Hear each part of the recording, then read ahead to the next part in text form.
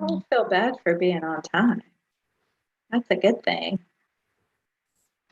No, I mean, I'm saying I would have been here like 5 minutes sooner, but Oh. it's gonna be those nights where we're all like, oh my God, I made it.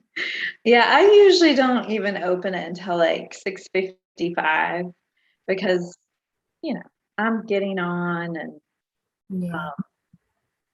Getting organized. making sure I can share my screen, all that stuff. Oh, so yeah, we are live on YouTube now. And so we'll just give everyone another few minutes.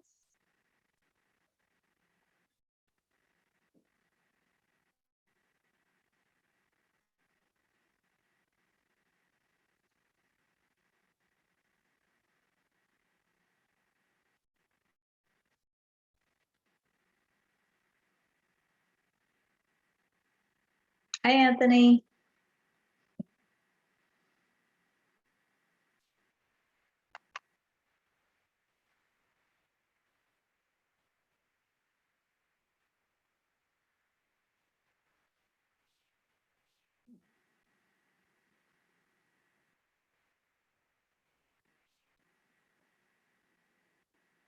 Hey, Susie.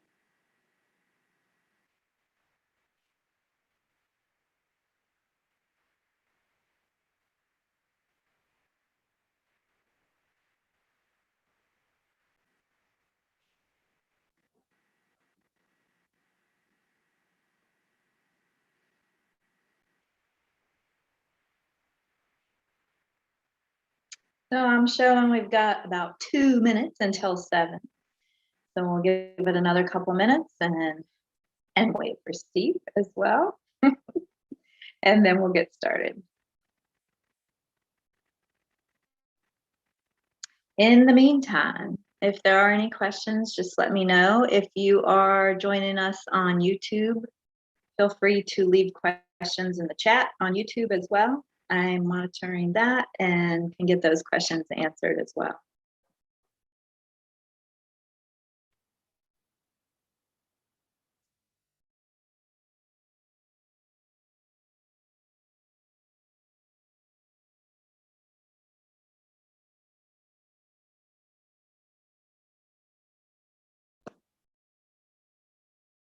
Hi, Steve.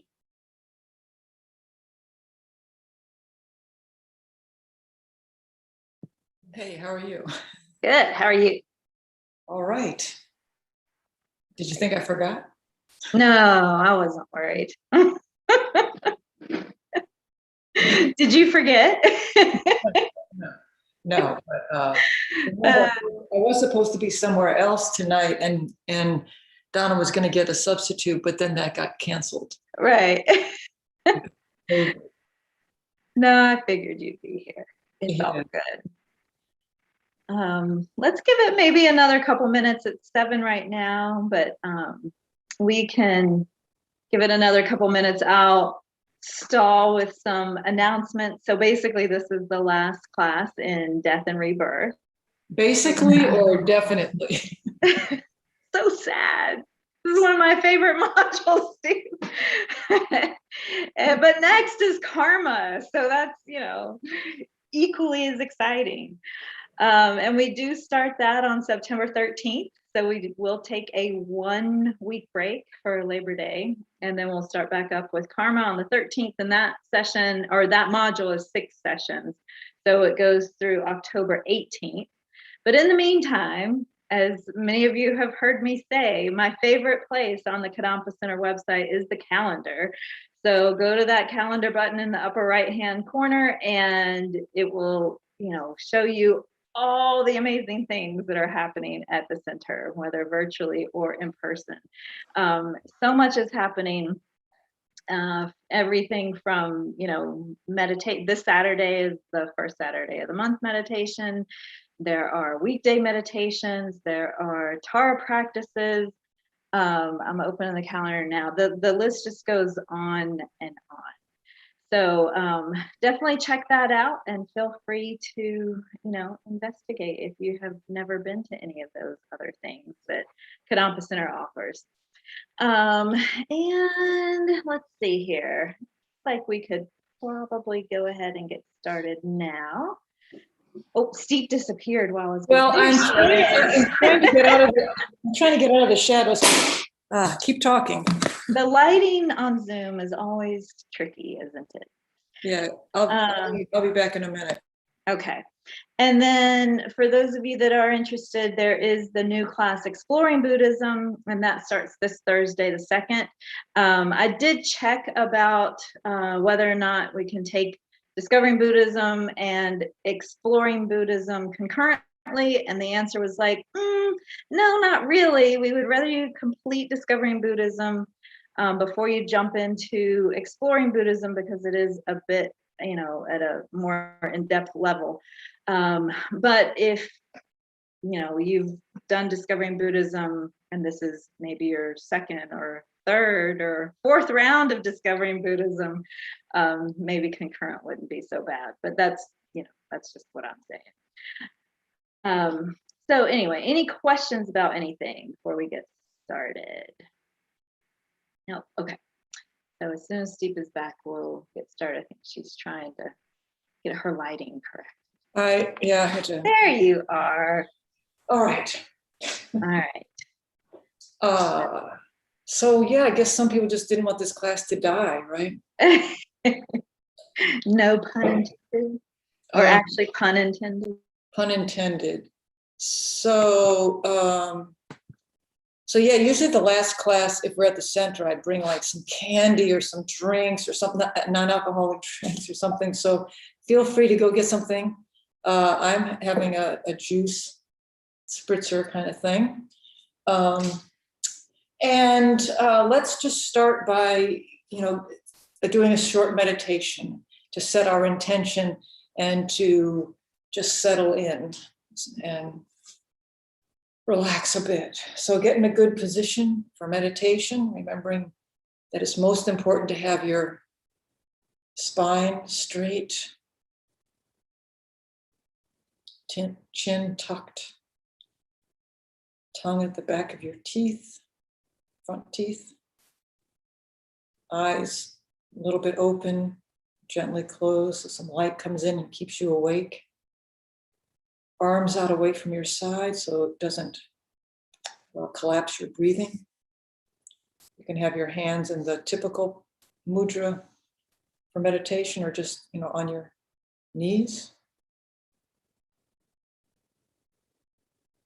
And then with each exhale, try to release any stress or discomfort or fatigue or worry. See it go out of you in the form of thick black smoke, just out of the solar system and dissolving into outer space. And then inhaling pure white, crystalline, perfect, enlightened energy. And let that fill every cell in your body. And it expels then the tired, negative, stressful energy. And just do that for a while.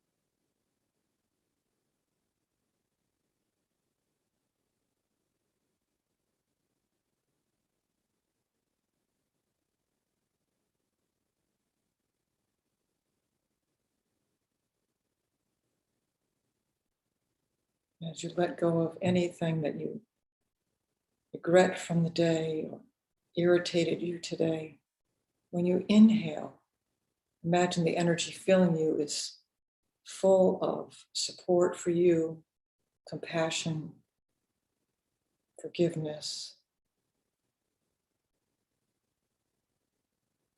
love. And then again, releasing all of your own self-judgment, fatigue, worry.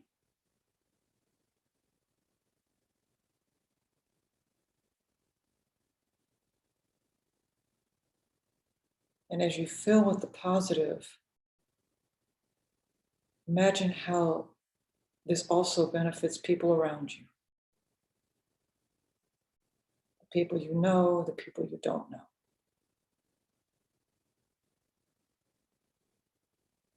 The ways that you don't even know how it will affect others. Just try from like a bird's eye view to see how this positive feeling that you're generating will help anybody around you as well. Has the potential to.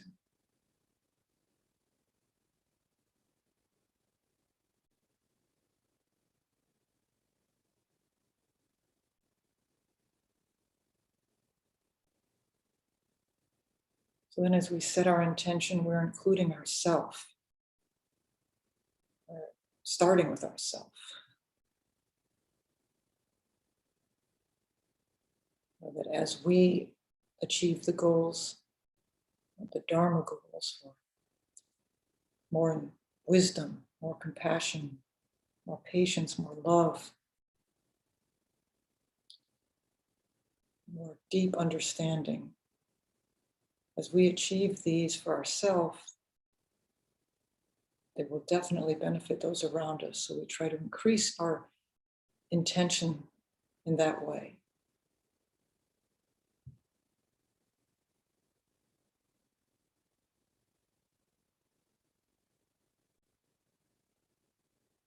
Making a strong wish to free ourselves from the prison so that we can hold the gate open for others. We can help them escape as well.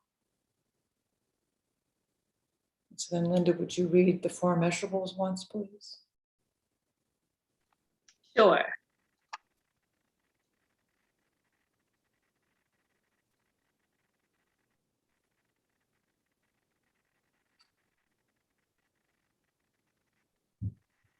May all sentient beings have happiness and the causes of happiness. May all sentient beings be free from suffering and the causes of suffering. May all sentient beings be inseparable from the happiness that is free from suffering. May all sentient beings abide in equanimity, free from attachment for friends or hatred for enemies.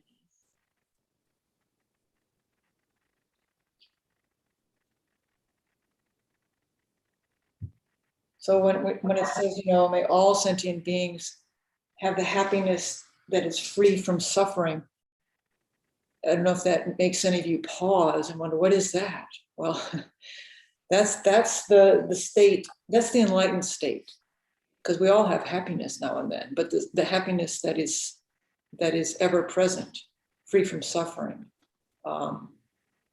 It's hard for us to imagine that, but that's the whole point, is to start imagining that. What would it take?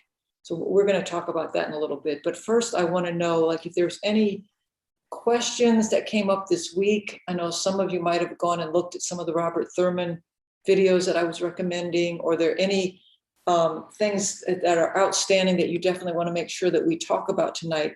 Would you put them in the chat, or raise your hand and ask? So if you put them in the chat, Linda can help me take a look at those.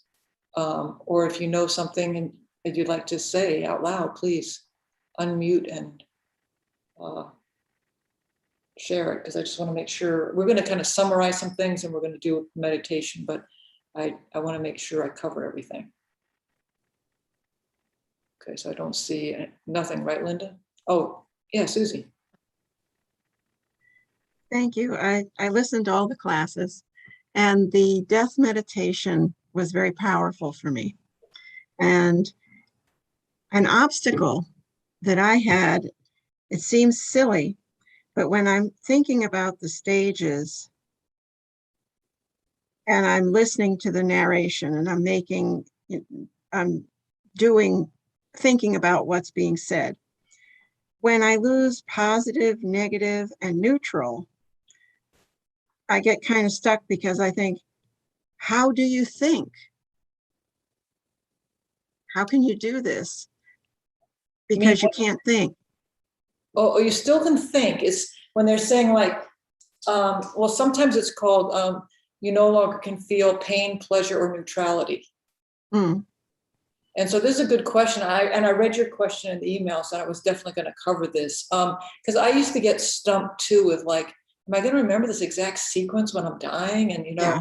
but I think it's more, if you're aware that, oh, this is what's happening now, even if you remember kind of one of them, Mm-hmm. then it helps dispel the kind of dreamlike state that you might be caught up in. And so it's a good practice in our waking life and also in our dreams, if you can, to try to create some distance and watch things as in a dream.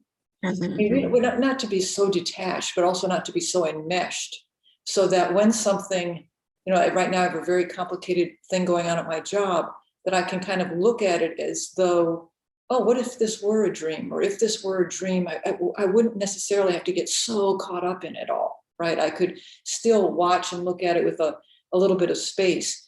That's what we want to be able to do, during the death dissolution process, so that we're not just swept up in like these things that we might be feeling. So I had mentioned this before, and I hope it makes sense to you all. Like, haven't you ever, I said this a couple of times and it's hard on Zoom, but like, have you ever had a dream? Have you ever had something that's influencing your dream? Like the first time I wore my Fitbit to sleep, I dreamt that a dog was biting my wrist, right? Because I'm not used to sleeping with something enormous on my wrist.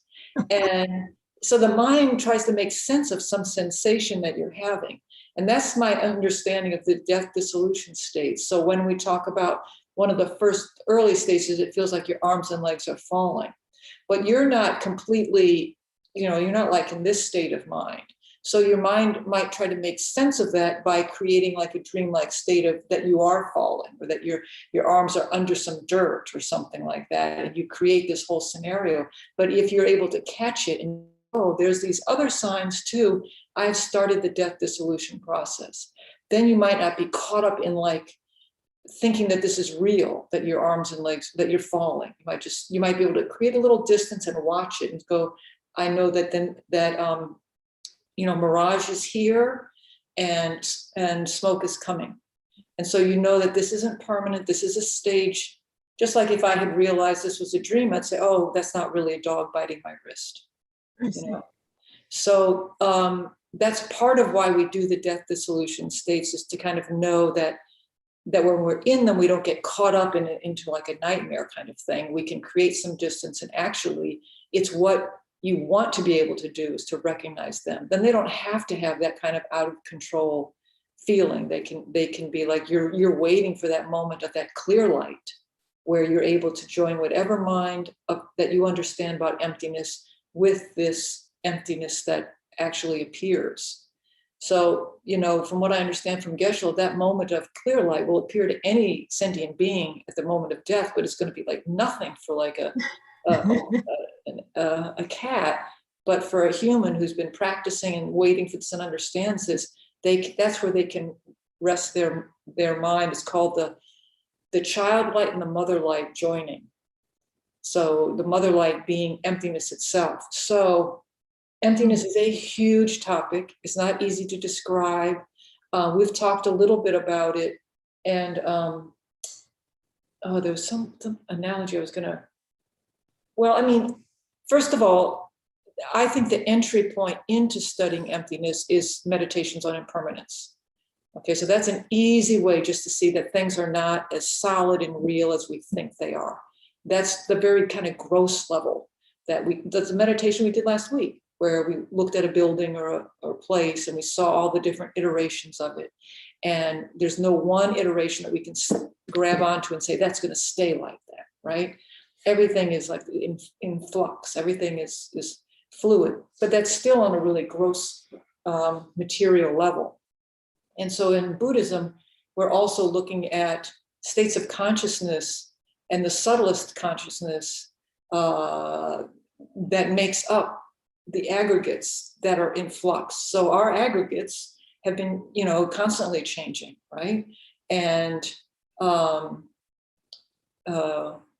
when I've talked a lot about the river, this is another way to start to enter into what is emptiness. Because it's not that we don't exist, it's that things don't exist in the way we think they do. And that comes with our limited view to see things as existing from their own side. So I have a couple of examples, like, when we talked about the river that you would see when you're looking down through the buildings in New York, right? And you see a piece of the East River and it looks like, oh, there's a lake down there, because that's all that you can see.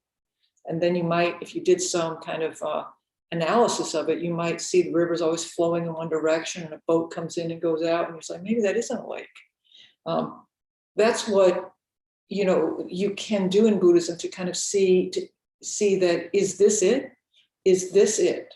My consciousness right now. This is the relative self, no doubt. And this is what, again, we were beginning to talk about last week, is the difference between the relative self and the ultimate self. So, there's the conventional self and the ultimate self. And the ultimate self, in our analogy with the river, would be the river, which the little piece of lake might never really experience that much, but might get little glimpses of. And, one of the reasons we do the death dissolution state is because at that moment of when the clear light arises, we have more of a chance to experience that and stay in that kind of meditative state. And in meditation, there are people who get to that state. So, just like the river, we can look at the river, we can put a boat on the river functions as the river. It's a river. But it's not existing all from its own side. It has all these components to it, these aggregates to it. It also arises based on conditions, causes and conditions. And that's what we talk about a lot when we're exploring emptiness, but also reincarnation. And so karma and emptiness should go hand in hand when you're looking at them, because one won't make sense without the other. But so all those conditions came together to create something that we can all agree is the Mississippi River. It functions as a river, just like you function as a person. But so things not existing from their own side, things come into existence. This is the good news. Things come into existence based on causes and conditions. Therefore, being the keeper of the river in this lifetime, you have the ability to put things in that river, because enlightenment doesn't happen without a cause. And that's one of the fundamental things in Buddhism. Now, no doubt, you don't have to believe in reincarnation, and you can use any part of Buddhism to help you in your life and with your own religion. There's no, there's no pressure to like, hey, you got to believe this. But you should also kind of become familiar with the logic and the thinking that Buddhists use. And I'm just teeny tiny little voice in that. There's other people, some of you, study with or have listened to Venerable Robina. So she'd be a really good person to listen to in terms of karma, as well as the next DB teacher and Robert Thurman, and just keep thinking about it and keep playing with it, because it should be, as I said in the very first class, something that empowers you, not something that frightens you or makes you feel, like a leaf in the wind or something like that. Far from it. It should make you feel empowered. And of course, there's people who are going to misuse it. But so I did not grow up in a religious household at all. My mother is ex-Catholic, and So, I remember it was in third grade before we were in New Orleans, where everybody is Catholic or Baptist, and I was nothing, which is not a good deal back in the 60s. So these kids were tormenting me and that I was going to hell. And I had said something, and they understood then that I didn't know their language. And they said, "Don't you know who Jesus is?" And I said, "Well, yeah, I know he's dead. He died on the Red Cross." And people are collecting money for him. That's all I knew. But there's a story that I really love, a Christian story that I think emphasizes, it talks about kind of causes and conditions and emptiness. And that's the story, if I have it right, where, at least this is the version I heard, Jesus is walking somewhere and somebody touches his robe, right? And they get healed. And then Jesus says to this person, "It was your faith that healed you." That's emptiness. That's causes and conditions, because another person walking by Jesus doesn't even know who he is and just walks right by and isn't healed. Another person hates his guts and wants to kill him. So this healing ability is not coming 100% from Jesus's side. It's coming, the joining together of this person who sees something that the other people aren't seeing, and this person who's holding something that other people aren't holding. So in Buddhism, it's all about, you may have already heard lots of analogies about trying to clean the window or clean the mirror. So that's your job, is to clean that as much as you can, so that the view is different than the view of somebody, who, in the scenario I was just giving you, would not be touched or healed or helped. That's on you. It's not about waiting for somebody else to come and do it. You have the ability to do it. And that's also a perfect example of creating the causes of things being impermanent. So because things are impermanent, that person had reached a certain level where his faith could heal him. Does that make sense? That kind of stuff makes sense. So like when you're looking at, what happens after I die, and if it's, of course it's, we don't, this, because my window is so cloudy, I don't see like ever being in the Bardo state before, previous lives or anything like that. I don't see that. Many of us don't. I just lost my train of thought. Oh, but so I was listening to Robert Thurman talk to people who were like, "Well, there's just nothing after death." And he said, "Okay, so show me, I mean, if we're trying to prove things, then prove to me that there's nothing. So where is this nothing that you're going to be able to join with?" Because that's a really critical thing, and it should be as much, there's so much kind of concern about proving reincarnation, but can you also prove nothingness? That's even harder to prove, actually. So if you can prove nothingness to me, then I'll know that that's what you're going to join when you die. But you can't point to it. You can't find it, because nothing by definition is nothing. But I know it's not, it's complicated. I know it's not so easy. I think it's such an important part of Buddhism, because of the continuity of consciousness is an important thing.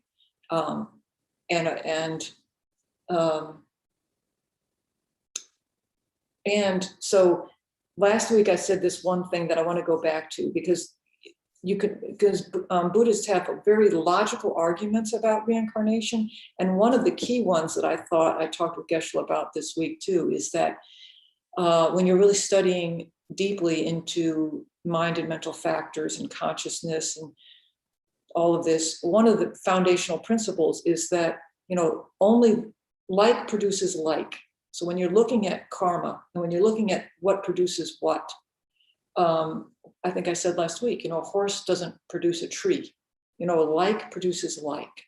And so then you look at the nature of the mind. It's connected to this physical brain and this physical body, but the mind is bigger than that. And so what makes up the mind, aside from just the brain? We know it's more than the brain. So, I think in the very first module, he talks about the mind is clear, right? Clear perceiver. So then that's what produces mind. is that kind of clarity and awareness is what produces the next moment in the river, just like the river, this bend in the river produces the next bend in the river. And what produces this moment is the previous moment. So we can go back to where the very first moment of your official life, for sure, that's the relative self. And so then the thinking is that the previous moments that produced this moment in your consciousness that we could label with your name was another moment of clear consciousness, or of consciousness, of clarity. It wasn't necessarily, in this body, this relative body, but that's the subtle consciousness that is part of the river that's now labeled you. All right, so that's my long-winded summary of some of the stuff that we've been looking at. So next module, when you start getting into karma, which can be equally disturbing, and I just want to pass on this one thing that really helped some people I was talking to. I'm from New Orleans, so my mind is a lot in New Orleans right now. And when Geshe first came here, I would bring him to New Orleans quite a bit. It was right after Katrina. And we all did that exercise you did last week about meditating on a building. Actually, it was right before Katrina. So we did that meditation quite a bit. And after Katrina, people told me that meditation helped them the most of all the things that we had done. It's just kind of meditating on the impermanence of places and buildings and things and people. But that wasn't why I was bringing it up. Why was I bringing it up? Oh, okay. So we were there. I was there trying to talk about. Trying to talk about karma. It's such a loaded topic, and that's one where it's really important to remember. It's supposed to empower you. It's not about using karma to then say, "Oh, wow, that person's karma must suck," or "I must have done these terrible things." And that's just not what studying karma is about. It's about empowering you to know, "Oh, I have all this ability and power to purify things I regret and work towards things that I want." That's the whole point. But I was telling Geshe that people, especially in the West, because we haven't heard about it very much, and it can be disturbing. And I was telling him that people's reactions was, "Oh, you mean I must deserve these terrible things that have happened?" And he said this thing that I always remember. He said, you go back and tell them that everyone deserves enlightenment. That's what we deserve. Don't get caught up in like, "Oh, this happened to me, so we're taking it way too personally, like I did something and therefore this is happening. It's meant to, even as something negative is happening, to give you a way to view it differently in an empowering way. Not in a self-blame. And another way that I look at it, because there's this prayer I do in the morning, which basically I'm confessing to have done, not me personally, but again, this river, every single terrible thing you can possibly imagine anybody ever committing. It's just this heartfelt confession that all these terrible things, I confess them. And all these incredible things that the previous keepers of this river have done, I rejoice in these. That's all. And so if you think like that, like just that is just a grab bag now. So I have a handful. If all the karma that I've created, it makes up as many grains of sand in the entire world, right? Then this life is like a handful. It's going to come with a whole bunch of different shit in that handful, some great stuff, and it's a grab bag. And then my job is to work with it, is to work what's in this handful. And that was one of the very first things Geshe told me. He was like, "There's just so much karma. It's hard to get your head around it." There's some sutras that I read sometimes, and they go on for pages and pages of things like this. And first I couldn't understand, why do I have to read pages and pages of the same kind of thing? They're talking about like how much karma there is and how much time in the world there is.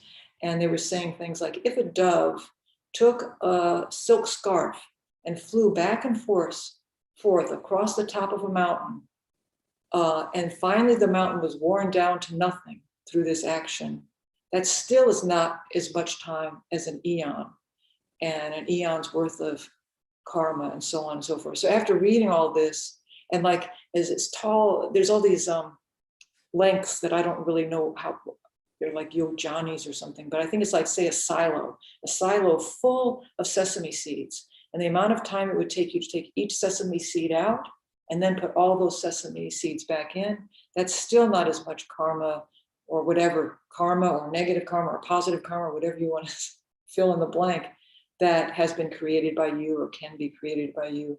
So, you know, I read this many times, and all of a sudden it dawned on me one day that I tend to think of just time, intellectually I get it, but not in my heart, you know, how much time and karma and lives. And after reading this multiple times, it really hit me on a different level.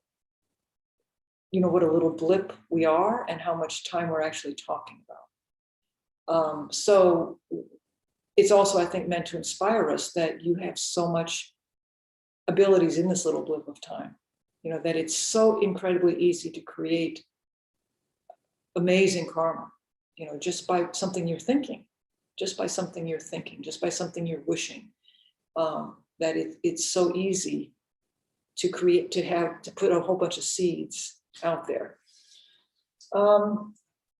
Okay, any thoughts or questions about that? All right.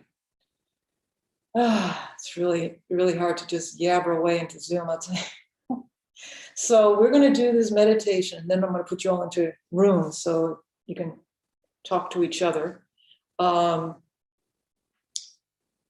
so this is going to be the death dissolution process. And so I wanted to say some things preemptively that, well, first of all, if you don't want to do it, you can kind of scoot out and come back in 10 minutes. So that's totally fine.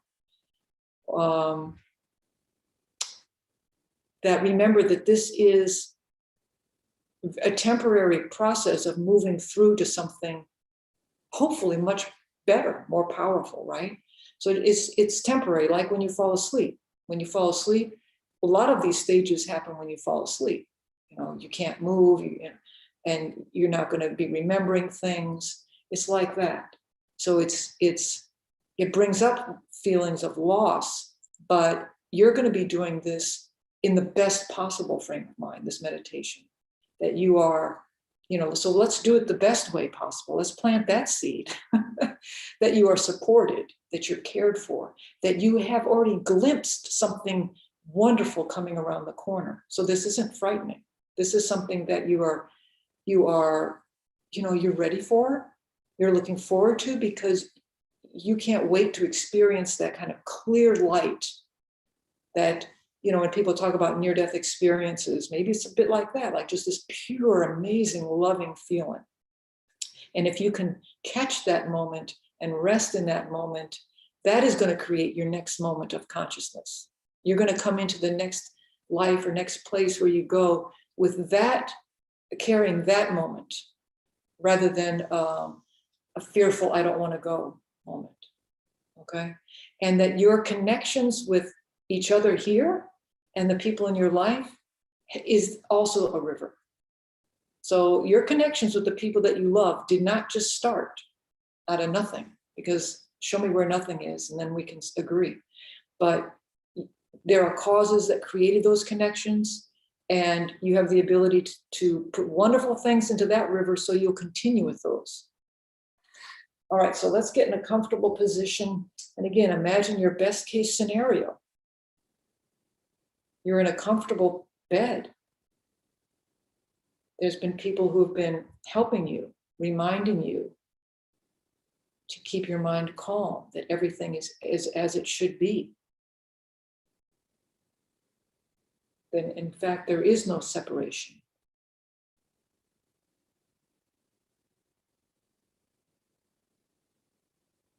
That everything is fine. Everything is as it should be, and you're ready. You're prepared. You've done all you can do. So now, with a calm mind, you start to notice that you're on this journey of moving through to the Bardo state. Your body has become thin and weak. Your vision becomes dark and blurry.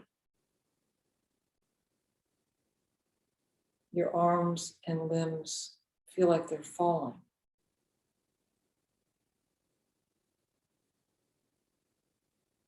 You can no longer blink your eyes.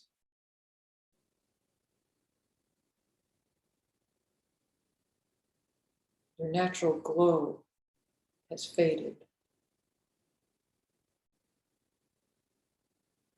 And mirage appears. Mirage is the first sign, and you recognize it, and you know the next sign is coming, the smoke. So mirage is here. None of this is frightening you.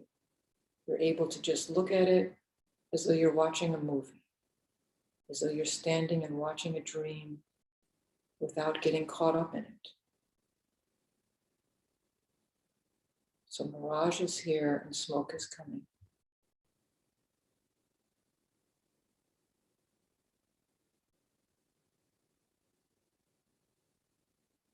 You can no longer feel pain, pleasure, or neutrality. You no longer remember the difference between pain, pleasure, and neutrality. Your mouth and nose dry and pucker. You can no longer hear internal sounds, the kind of inner humming of the living body. You can no longer hear external sounds. And smoke appears, wisps of smoke. They're not frightening you. You recognize that mirage has gone, smoke is here, and fireflies are coming.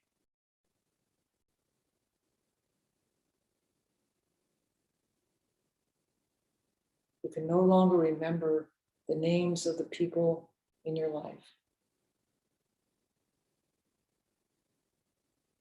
You can no longer remember your relationships.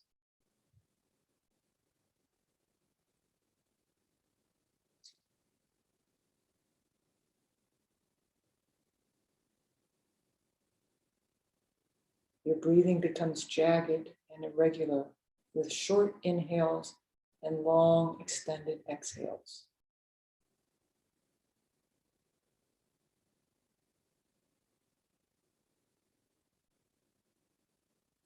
You can no longer smell.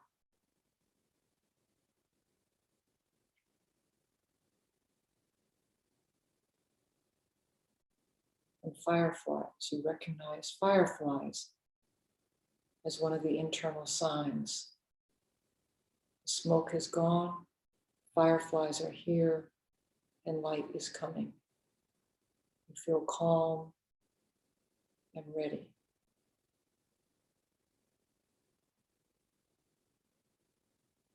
You can no longer move your body.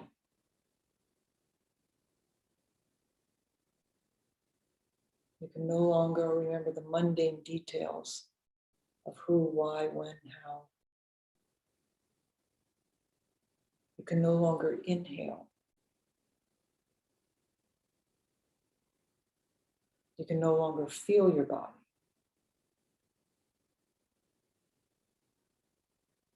You can no longer have conceptual thoughts at all. You can no longer taste. And a flickering light appears like candlelight.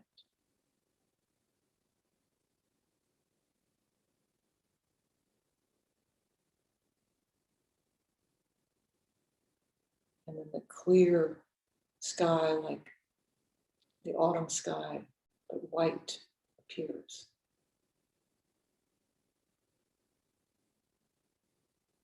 And then red, like a sunset.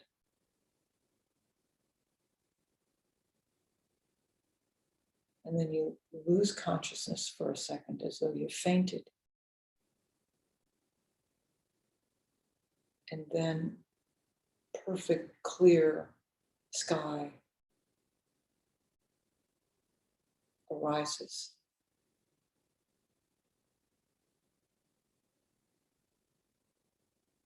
perfect blue autumn sky everywhere. That's no different from you.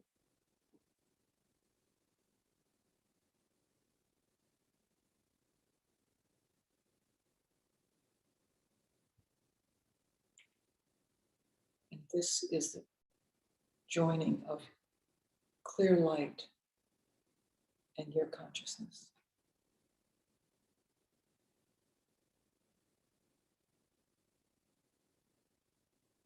It's pure bliss.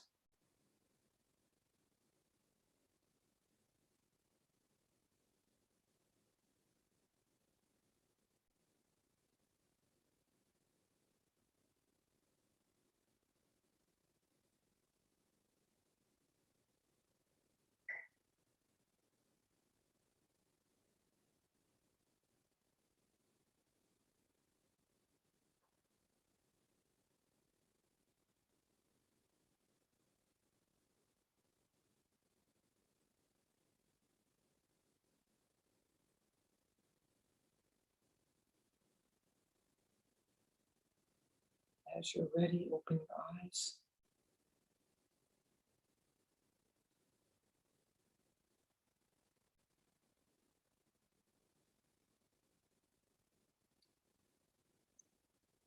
So was that a different experience than the first time we did this? Was it a little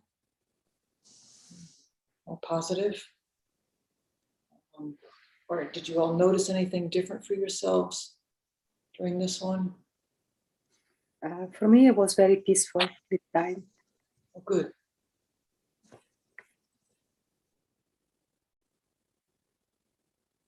So what, if there's no questions, I want to ask Linda to put everybody in groups of 3.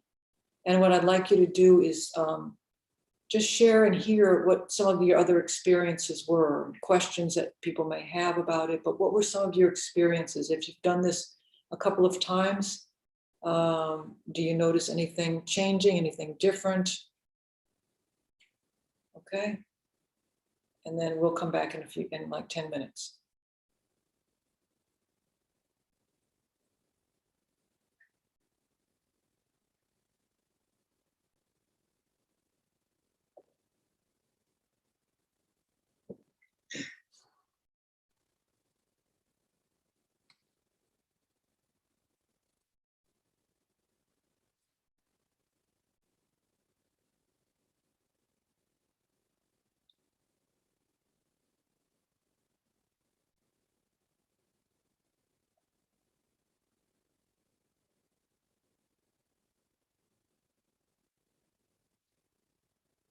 Did Michael have a room?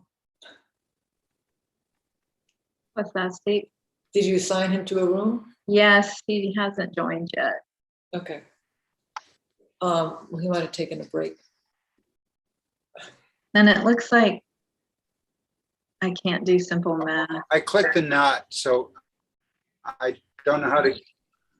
I don't know how to get back to where I can. Oh, I might sign be into able a room. to. Oh, here it is. I've got it. I've You got got it. Okay. I've got it. Well, I always have to go like, okay. The lighting is always so weird here. I don't know. Everybody else's lighting looks normal, and my lighting is just so. I don't know. I mean, on my laptop view, so I have my iPad sitting here, and it looks a lot clearer and brighter on the iPad for some reason, and it looks a little grainy on my laptop, but I don't know why. Yeah. How many people are on YouTube? There's 3, well, and I'm on there, so 2 really. Okay. So if you're on YouTube, yeah, you might jot down some notes for yourself. About, because sometimes, I mean, this happens to me a lot in meditation. I'll have an experience there that I'll want to remember, but because I didn't write it down, then, the left part of my brain just takes over and I kind of forget. So take this time to, write down any thoughts that you were having during that, or any parts of the meditation that were harder or easier.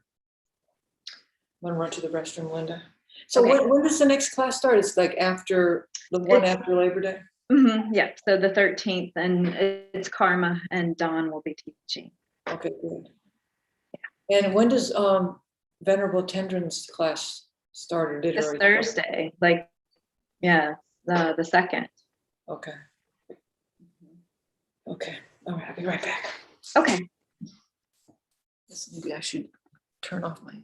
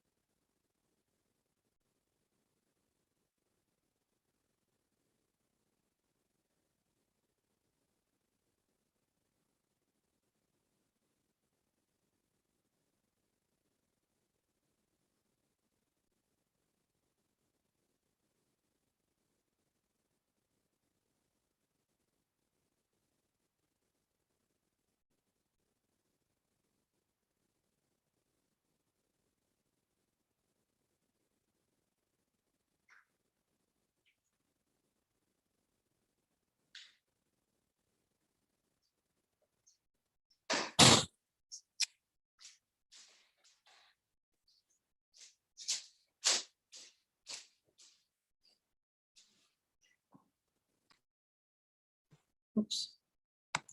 So Linda, I mean, since this is one of your favorite classes, is there anything that you would like to cover before we end it? Oh, you're muted.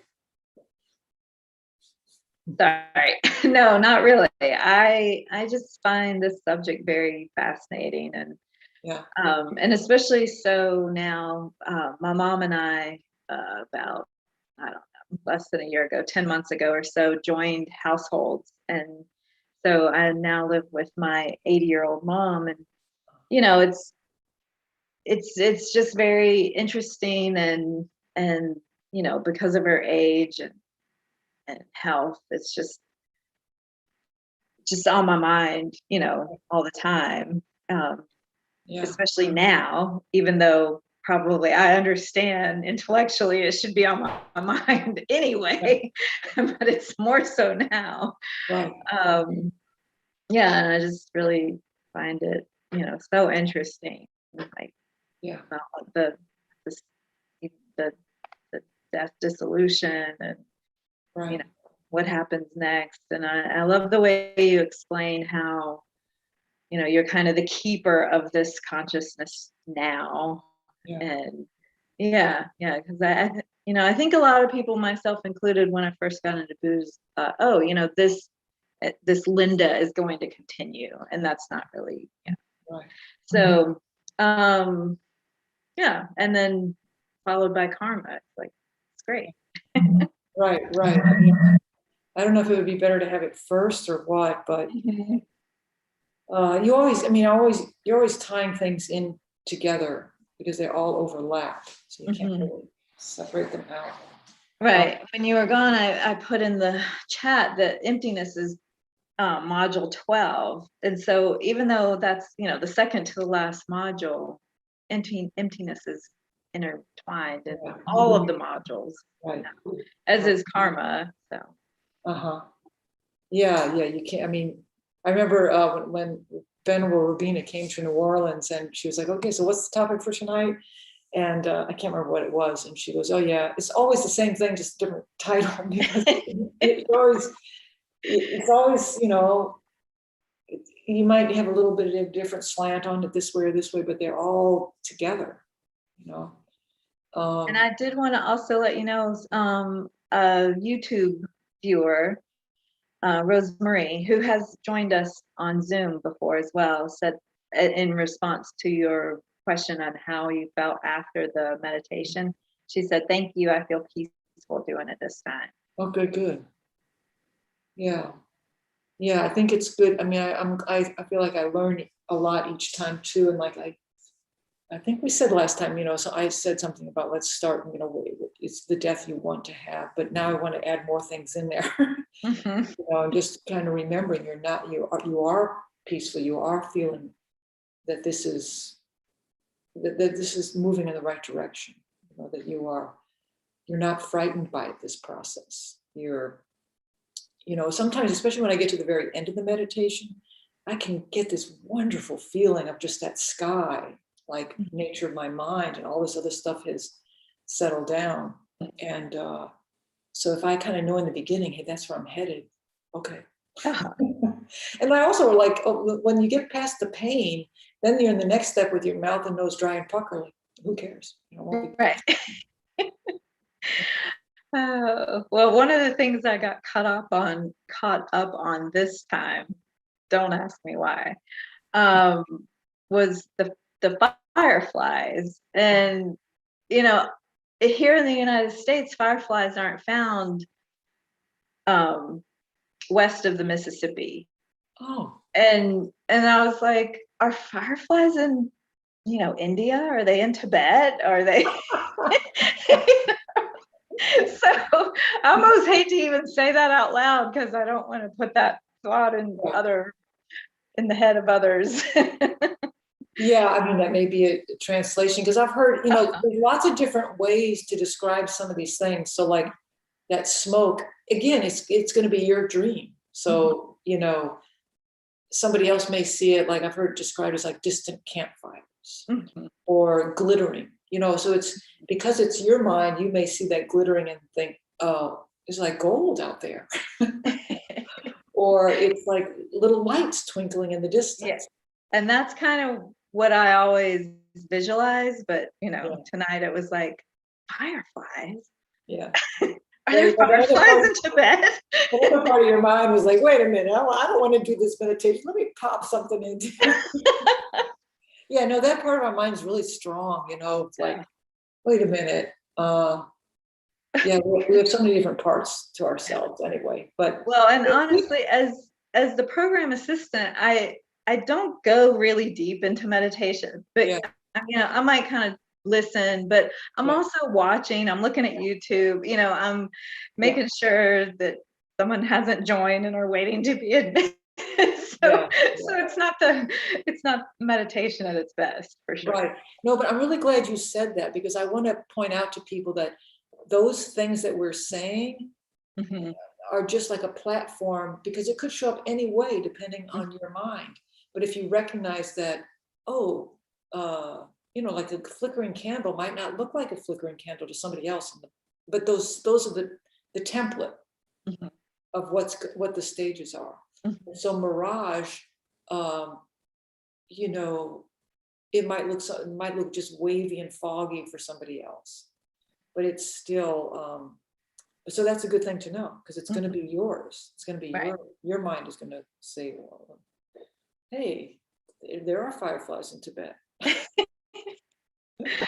All right, so maybe let them know they've got like a few minutes to kind of wrap up. Okay.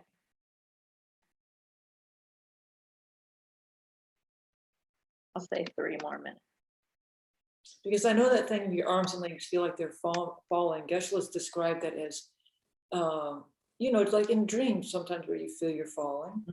But other times it could be, he goes, the person feels like they need to stand up. And so it could be that they feel like they're trapped underneath something. That's one person's vision. Maybe they're trapped under something. Somebody else may feel like they're just falling constantly. So it's just going to depend on the mind. And if you're prepared for however it may show up, it's all going to have that same kind of component. I had a very big dog, 95-pound dog, George, who lived to be like 16 years old. So that was old for a really big dog. And he died at home one night. Kids were in bed. Royden was out of town. And, I was sitting with him in the living room, but not next to him. I was just in there, just kind of waiting. And his legs were, it was though he was running. Yeah. He was like, and then that stopped and subsided. Yeah, but you could see those stages, even watching. a dog. Yeah. Absolutely. I saw that with my dog too. She kept trying to get up, and Geshe said, he told me that's what's happening now. And then pretty soon she wasn't. And then he was like, okay, stop putting water, because we were just trying to keep her mouth wet. Mm-hmm. And then when my mom was dying, same thing. She was trying to get up. I mean, I saw all the stages. Mm-hmm. And it's, even if it's hard to watch because it's somebody you really care about, it's still, there's something helpful about knowing where they are in the process and what to do. And some people, every stage is different for different people. One stage could last days for one person and 2 seconds for another. Even if they're having the same cause of death, you know, an illness or something. Do you want me to close out the rooms? They close, you know, once I close it, it's a minute. So. Right, and they can stay longer, or they can go right out. I mean, they can stay that full minute if they're finished. Right. Are you ready for me to close them then? Yeah. Okay.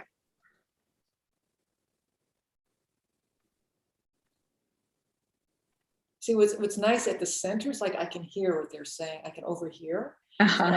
So I also know if they're engaged or not, or if they're, you know, I know how to long to keep it or to bring them back sooner, or I hear questions that they may have. Yeah. It's really hard in Zoom.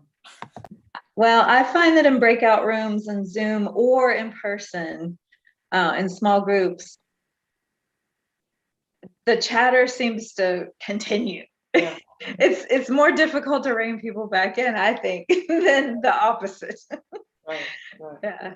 Did you all have a good chat? Not everyone's I thought back so. yet. Good. See, we still have folks 3 rooms that aren't ready to come back yet. But we're very obedient. But what I like the most about it is that Michael and Margaret were now people rather than little squares on my screen, and I heard their you know, it's, you can't beat that part of it. Right. Yeah. I totally agree. Well, But welcome I'm back. still a little square on the screen. Why now? Yes. That doesn't change. But now you're a You little know, I'm person grateful stuck for in these there. little squares as much as there's, you know, Zoom can be so frustrating and exhausting. The timing of it is just perfect in terms of the pandemic and having this, you know, this technology to communicate and to continue the Dharma stuff. I'm grateful for it. Is everybody on the In screen? my little box. That's for my little box. Is everybody here in North Carolina? Raise your hand if you're not in North Carolina. I think we're all within just a few miles of each other from what we were talking about. Just go outside. I am missing everyone because I moved. Hello. But I do miss all of you. Yeah. It's also, if you have to, like, I work a lot during the day on Zoom, so like to come and do more Zoom is hard. But it's what I was telling Linda. Sometimes, you know, at the center, I can kind of overhear if the conversation is picking up or not, or if there's questions. So now I'm going to rely on you all to kind of report, you know, what the conversation was like, any questions that was left over or got stirred up from your conversations. We talked a little bit about just the fact that tonight's meditation was maybe more peaceful. I think Gary and I were saying maybe tonight was a little more peaceful for us than the last time, but you know, there are still things that we're trying to wrap our heads around. And I think it's kind of what you were describing earlier about, like, intellectually, I know this, but it doesn't quite resonate in my heart yet. Yeah. Which part do you kind of know intellectually, but not?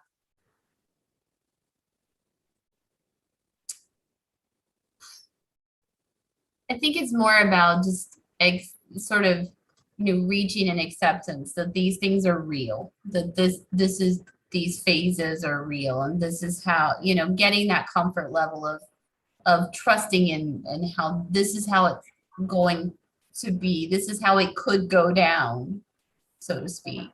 Okay. Yeah, and you know, one thing that, I mean, so I've seen several people go through these stages in their death process. And even though it was very painful for me, and very hard to watch, I also, it helped me to know the stages, because I could see what stage the person was in and what I felt I needed to do or not do, you know. So for example, when my mother was dying and she kept trying to get up, then I saw that stage go into something else. And I was trying to keep her mouth kind of moist for a while, but once she got past the point of not feeling anything more, then I didn't feel like I needed to keep doing that. And so then, you know, I've seen these exact stages in my dog and in my parents and in somebody else's parents. And so then I have a lot more confidence, though, that, oh, these are the stages. And so that's been helpful for me personally. Linda and I were talking about too, like I wanted to say this because Linda had a question or comment, and when they're talking about these things like wisps of smoke or fireflies or it feels like you're falling, it's going to be your mind, so it could show up a little bit differently, but that's the template that it will be. So it may not, you know, I've heard it also described as like the glittering, you know, so it could be glittering instead of fireflies. Could be like little campfires at a distance. Whatever is culturally and familiar to you, that will be kind of how it shows up. So just to know that those are a template of, those are the stages, but could appear different to those of you. Yeah, Susan. Quickly, I get a little confused about Mirage. Does anybody have something? What do you think of? You know, like when you're driving down a hot highway and you see that kind of like, looks like an ocean, or looks like water. Yeah. John, did you have an example? No, okay. So I think that's what it means. It's like something shimmering and Okay, I understand now. Yeah, I've seen that, but I was thinking, well, I'm not going to be in the desert. I'm not going to be in the ocean or parking lot. But I understand it's a good idea. Yeah, that's what'll be appearing in this state, because you're not going to be seeing like the room that you're in. It starts to change because now your eyes aren't blinking, you know, and so you're moving. So you're not seeing things as they are. I know, like when my dad died for like months, he was convinced there were people in the room, and he was talking to people in the room. So that's a real common sign. It was not listed in this, but you know, nobody else was seeing those things. He was seeing them. 100% he was seeing them. So it's not going to be the same things that we're looking at now. So seeing mirage, you know, a mirage, or just that things are very wavy and kind of dreamlike. So, you know, as you do that meditation, fill in what works for you, you know, if it's glittering. But anyway, those are kind of the stages, and meant to help familiarize yourself with the process so that it's not panic. And so when you do this meditation, I'm glad that we had another chance to do it, because I really wanted to put in there, you feel ready for this. You're looking forward to that amazing feeling of kind of joining that pure sky of emptiness, that these things are not frightening you, that you're able to see it from like the detachment of watching a dream. You can practice all day long just going, is this a dream? You know, let me not get swept up in the feeling. So I do that a lot in my dreams. I actually, wait a minute, is this a dream? And so ever since I was a kid, I can do this. If it's I have these nightmares, and I go, wait a minute, okay, I'm just going to jump off this building because I think this is a dream. Now I stopped doing that because I thought maybe it's not so good to jump off a building. So what I do instead in my dreams, this happens about 2 or 3 times a year, something terrible is happening, and then I'll just say, if I jump up and I stay up, it's a dream. And sometimes even though when I stay up, I go, I don't know, is this really a dream? It feels so real. You know, there's something terrible going on, or I'm really mad or upset. And that feeling is so real. It's hard to believe it's a dream, but yet I'm off the ground. I go, it has to be a dream.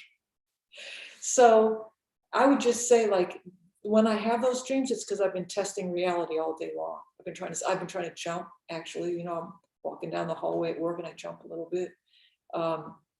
It just helps break up the view that everything is as we see it. You know, we're so trained to see things existing in a certain way that we want to be able to challenge that a little bit so that we don't get swept up into like, this is it, this is the version, this is the only version. You know, the meditation where you meditate on, you know, you see somebody coming towards you as a stranger, okay, then you see, I mean, you can do it multiple ways, but let's say now you create, what would happen to make this person a really close friend? What would be the things that would create a real close feeling? What would happen, what would they do, that same close person, to make them an enemy, right? So that you begin to see that it's not coming just from that person, that there are reasons that make that person a friend or an enemy or a stranger. And so that nothing is so, I mean, this helps me when I'm kind of annoyed with somebody, because then I think, what would they do or say or how that would change all this?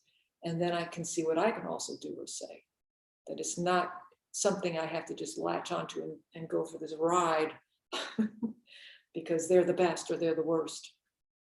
So same thing, that will help us challenge everything, especially at our moments, our hardest moments, and especially when we're being, when we're in the stages of dying. So I hope that to see you all, Susie, yeah. Go for it. Okay. When I took this class before, and I think it was with you, it seemed as if the meditation was so much longer and there was a lot more detail. And it bothered me because I thought, I can't remember this. I'm getting confused. Whereas this, I don't know if it was longer. It could have been something I dreamt up, but this really was just what I needed. Oh, well, good. Thank you. It's not, I might have described it longer before, but this is the one I've memorized. Mhm. I do it like at night. Maybe it's just that you become more familiar with it, so that this time around it didn't seem overwhelming. It could have been when I took it with another teacher. I don't know. This one is just right. Yeah. And the one that you'll see in the DB material, you know, print that out. And I mean, they break down exactly what's happening. So that's sometimes what makes it more complicated too, is which element is dissolving into which element. Right. Yeah. And so those are, you know, read that and know it. But then when I'm actually doing it in a meditation, I just want to have the feeling of it. Because I probably, when I'm dying, I'm not going to go, okay, this is the earth element. I just want to be able to recognize it and not get caught up in a thing. I get stuck. Yeah. I try to think of everything and it doesn't serve me. So My advice would be, like, when you're reading the death dissolution states in the DB material, read it for the knowledge of what the elements are and why it's just dissolving into that. And then when you're practicing it, try to have the experience of it. Try to experience what it's like to see that, to feel that, to have this other thing and to remember. Because the only thing you're really supposed to be, I mean, the main thing you're supposed to be doing is like, oh, with those inner signs, like this is mirage and smoke is coming. Those are the more important things to know, like, okay, that's coming, and then this is coming, and that.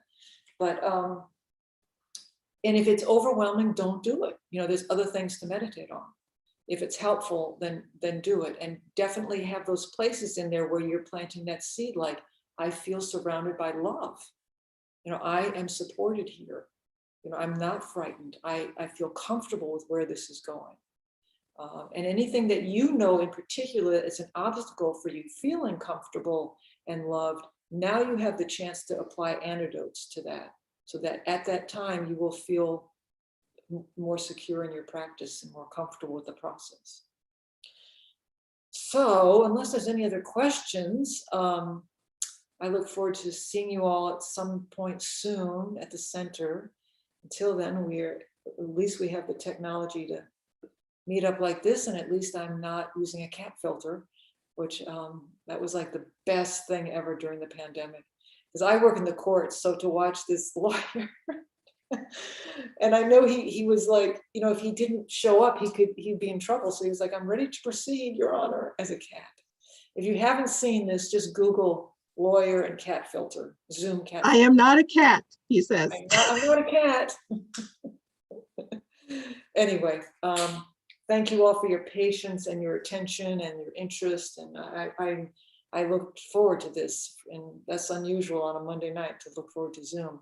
So let's take a moment to dedicate all the merit that individually and collectively has been created by coming here on a Monday night and working on this difficult topic, challenging ourselves, and the generosity of sharing your information in small groups, your patience.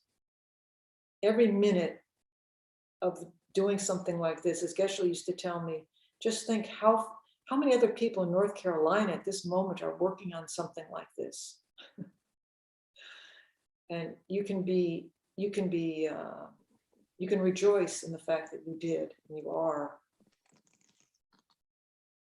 And so imagine that merit that you've created. Nothing is lost. So that's also something. It's not nothing. So this something you're going to dedicate in the highest way possible, so that you can become free of this samsaric prison as soon as possible, and help all the others through your example. Your example to embody these teachings and find your way to freedom. Thank you so much. Okay, everybody, see you soon. Take good care, be safe and healthy. And Linda, any last announcements? No, have a great Labor Day, everyone, and I hope to see you the Monday after. Steve, thank you so much. Thank you very, very much. Pleasure. Linda, Telia, Steve. Thank you, Steve. Thank you, guys. Thank you, Linda. Thank you. Bye. Thanks for Bye, coming, everyone. everyone. Thank you. Linda, do they have to sign up somewhere on the DB thing for? No, I think once you're signed up, once you're enrolled, you're enrolled. Okay. You're a lifer. Okay. Gary, you're muted. What are you saying? One thing I've noticed is that if I enroll once this is over, I get everything onto my calendar, which Oh, I don't. So I re-enroll at the end of every one, and then my calendar fills up. Because if I don't Good fill up my suggestion. calendar, I forget. good tip. I didn't realize that. And absolutely, it doesn't hurt to re-enroll. Go ahead, John. I just created a recurring calendar with the same link in perpetuity. And I guess that'll be 2021, and maybe in 2022, there'll be a new link, but I also copied and pasted my login information for where the resources are on the website too. And that's in my calendar. So I kind of have everything there, and I'll end up taking other links. So organized. Love it. Very good. Yeah. Where I can. All right. Thanks for showing up, everyone. you, Thank you bye. so much. Thank Steve. you so much, Steve. Okay. Bye-bye. Good Thank you. care, everybody. Bye-bye. Bye.